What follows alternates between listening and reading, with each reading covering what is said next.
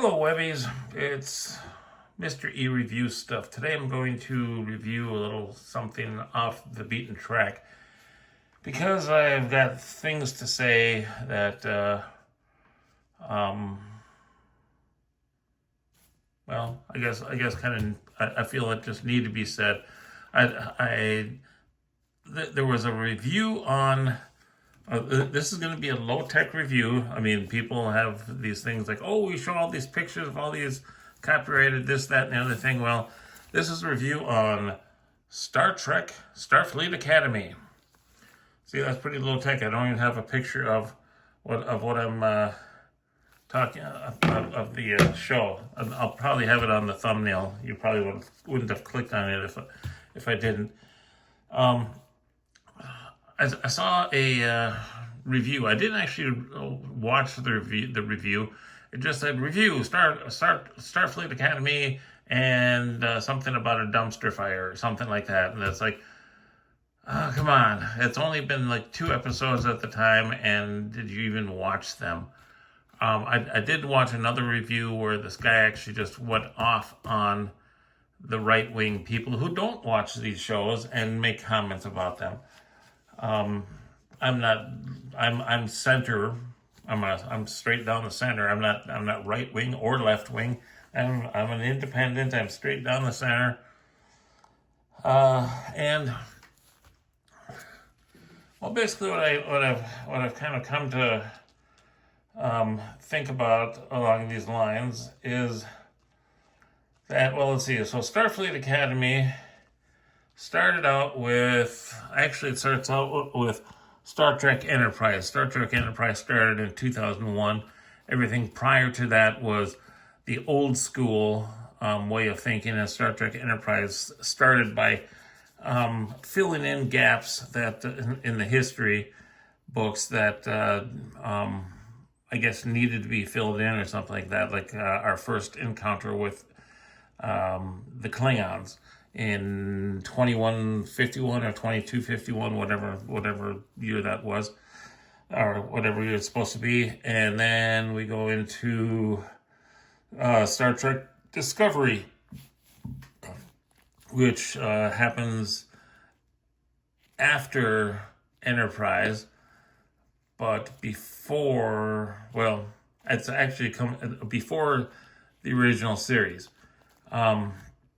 Thankfully, in order to keep that thing going beyond 2 seasons, or maybe it was 3 seasons, they realized that they had to take them out of the timeline entirely, because otherwise they're just going to start changing history altogether. I didn't like Discovery as much, but at the time I didn't understand it. I've now done some research on it, and I do understand it a little bit better. That that there was actually a war between the Federation and the Klingons, and the Klingons basically wiped our butts with our stuff, and they were right on the doorstep of taking over Earth, but they stopped short for some stupid reason. And I mean, I suppose just because, it's Earth, we can't be taken over that easily, can we? I mean, we did have in Star Trek Enterprise, we did have the spot where the Suliban, maybe, or not, or maybe not the Suliban, maybe it was the five of 6 species that came and ripped up part of Florida, I guess. And it's like, okay, that's pretty big something or another. But anyway, so then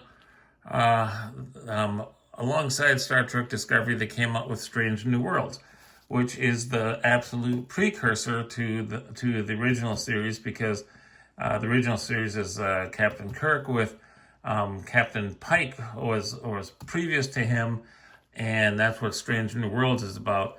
But in Strange New Worlds, they introduce things that we shouldn't have known. Actually, it was actually Strange New Worlds, or it might have been Star Trek Discovery, But what I believe that actually kind of occurred was that well, we hadn't actually met the Gorn before uh, the episode Arena in the original series. But now in Discovery, I think it is, we've not only met the Gorn, we know what they look like, we have record of them, and so does Starfleet, and so all of a sudden that history has been changed. Basically, what Star Trek Academy comes down to is it's basically a high school drama in space college. Yay, space college! Whatever. And to make some competitiveness, they have to have two. They have to have two colleges: the War College and Starfleet Academy.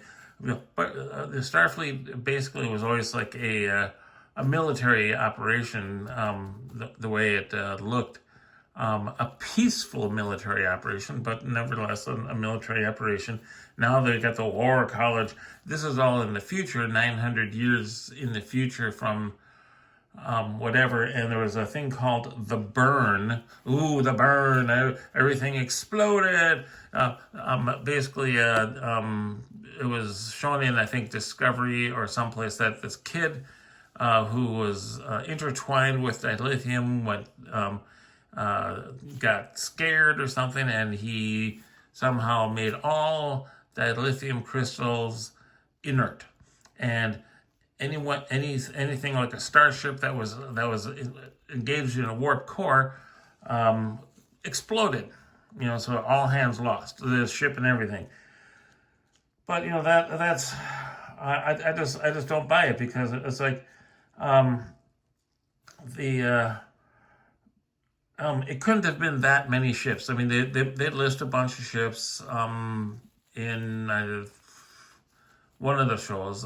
Discovery might have been in Starfleet Academy. I really haven't paid that close of attention, but it's like, okay, there's like maybe 40 starships of the Federation that exploded. But keep in mind that there are a lot of starships that were circling planets.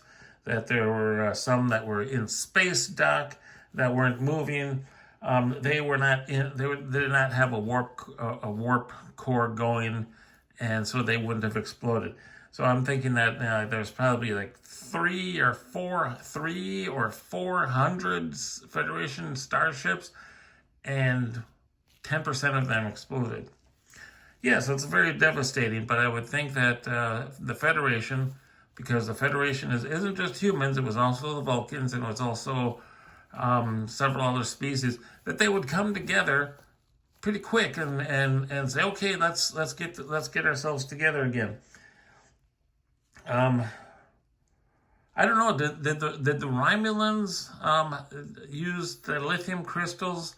I seem to recall there's being something about the use of singularity. That might have only been for their cloaking device, but it seems to me that the Romulans may not actually be using the lithium to go to warp. Maybe they did. I don't know. But they claim that at the time of the burn, the lithium was in short supply. Okay, well, if it's in short supply, then not every single ship is going to have the lithium on it.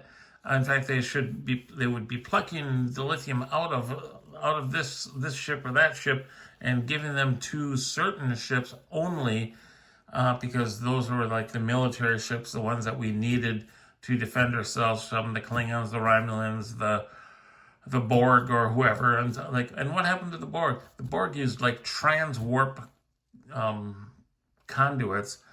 They weren't really even so much warp. They were beyond warp drive. They were in like I say, a transwarp. Why didn't they just come and take over? But they didn't, apparently. And so now in order to have some whatever. The Federation is trying to get back together again, and they've talked. Apparently, Betazoids are the Beta Z has separated from the Federation, and they're off on their own, and they're trying to get them to come back in or whatever. And I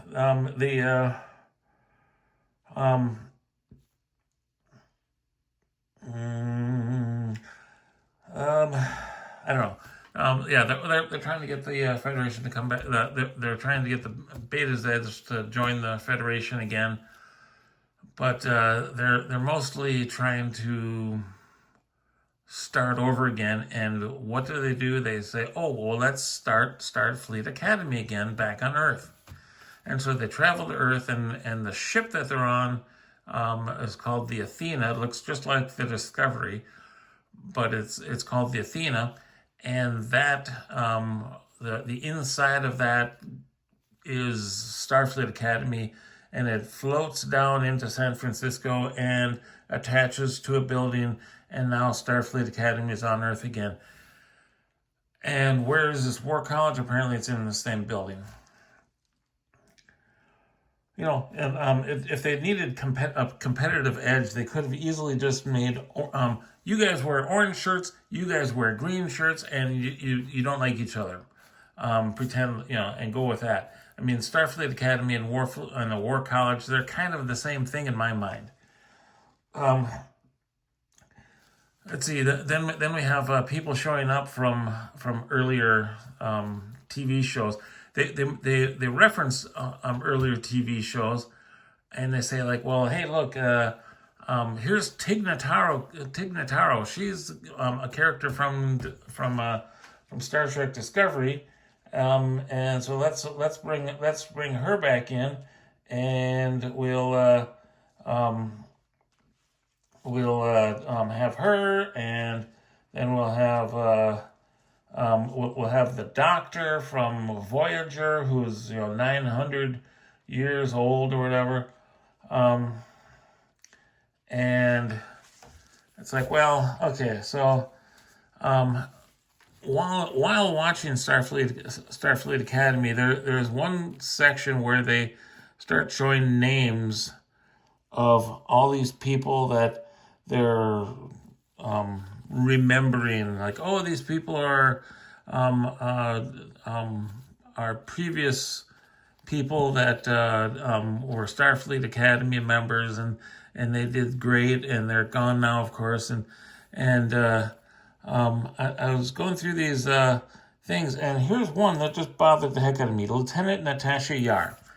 Okay, there is like another lieutenant, one or two other lieutenants in here, but other than that, she was on one season of The Next Generation before they killed her off for no reason in particular, and she didn't even finish the whole season, but they decided, oh, she was an inspiration to the people of Starfleet.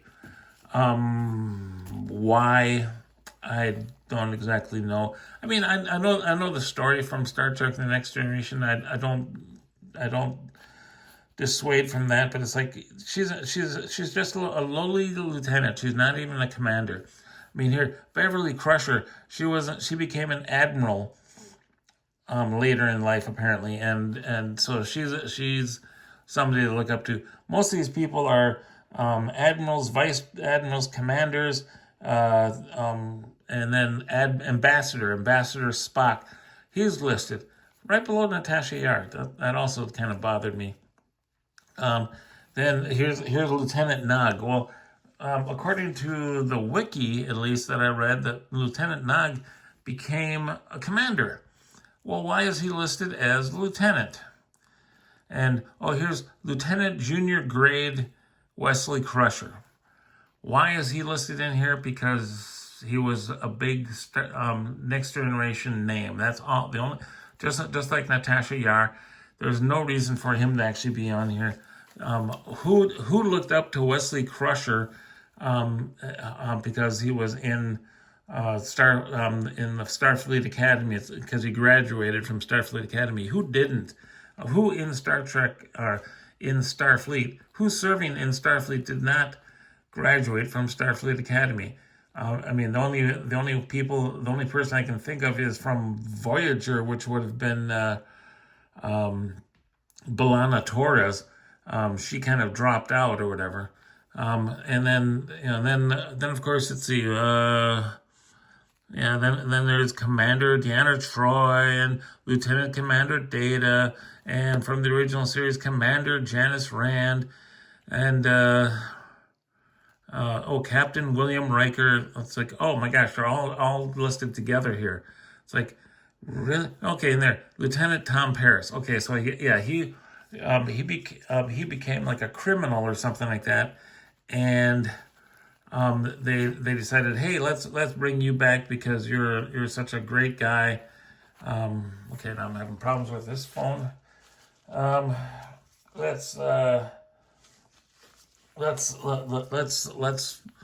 say that he was such a great Starfleet Academy graduate because he became a Maquis, and but then he spent 7 years on Voyager and doing a great job there. So, and apparently after coming back to Earth, he stayed a lieutenant. Apparently, he never became a captain or admiral or anything else. He just stayed lieutenant. I mean, he didn't die in the series, so why is he just listed as lieutenant?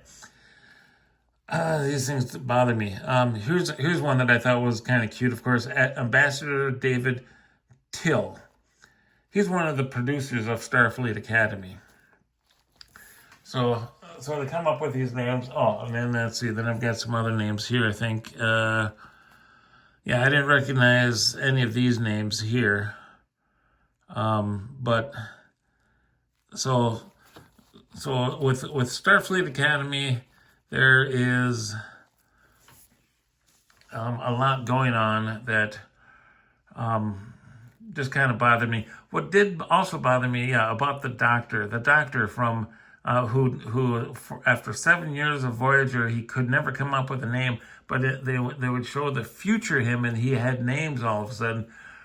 But now, after 900 years, oh no, he's still called the Doctor. He's still a hologram, of course, because that's where he's always been, or a photonic, if you want to call him that. And he's several hundred years ago, I added an aging program onto me to make the people around me feel better or safer about themselves. It's like, oh please, was that really a reason to try to explain why he's older all of a sudden? Yeah, I mean that's the only reason.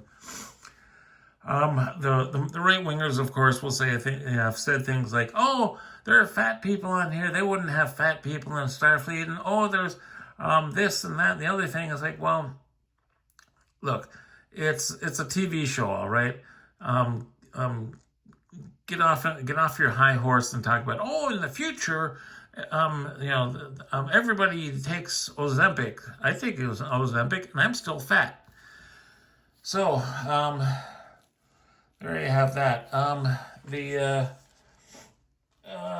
Let's see, what else did I cover here that I want to cover? So the Doctor from Star Trek Voyager pieces all of the pre-September 2001 shows together because those all follow the same thing. But it brings them all together. Okay, fine. Whatever. It's not a bad show. I'll watch it. I mean, I am a Trekker. Through and through, I'm a Trekker. I'm a Trekker. I've been a Trekker since 1970s, watching the reruns of the original series, then watching the Next Generation, Deep Space Nine, Voyager, all on television as they came out, and I've purchased all the series on DVD, and I have them all, and I've also have now Paramount Plus on my. I get it free with another subscription that I pay for. The Paramount Plus doesn't cost me anything, but so I can go and watch all of these Star Trek episodes anytime I want. The newer stuff, I I don't always agree with, but I will still watch it. It's a good show. The college, the StarFleet Academy. Oh, we have the War College and the Academy kids being competitive with each other. I mean, that's basically High School Musical without the music. And yeah, I've watched that as well.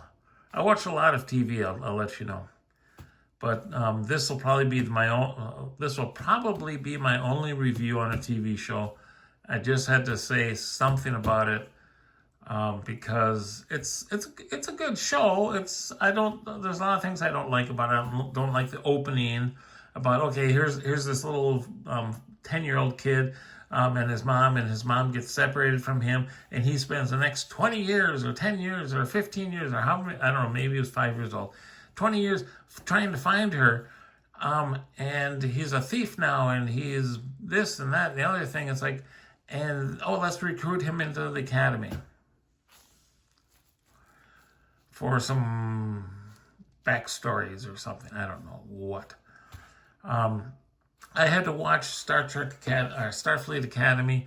I watched it through once. There was a lot of things I missed, so I went back and I turned on the closed captioning and watched it with the subtitles on there, because I was like, well, who's this? They just said what planet they're from, and have I heard of them before? Have I not heard of them? I had to go back and use the subtitles to try to figure it out. There's a commander who was part Klingon and part Jem'Hadar from that was from Deep Space Nine. The Jem'Hadar from the Gamma Quadrant, I think it is, and the Dominion. But okay, so there's a lot of interspecies things that people didn't ever seem to think would work, but it's now commonplace. Humans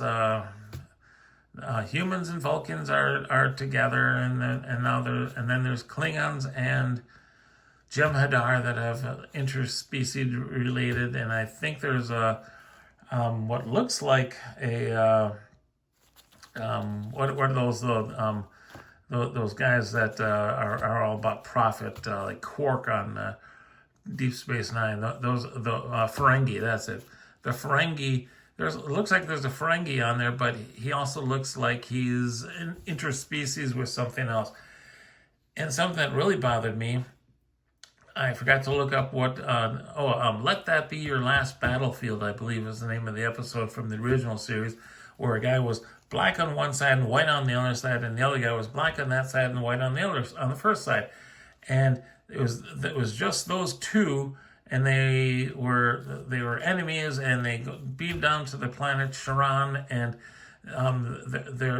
they get left there, and assume that they just kill each other off because their planet's been decimated. There's nobody there.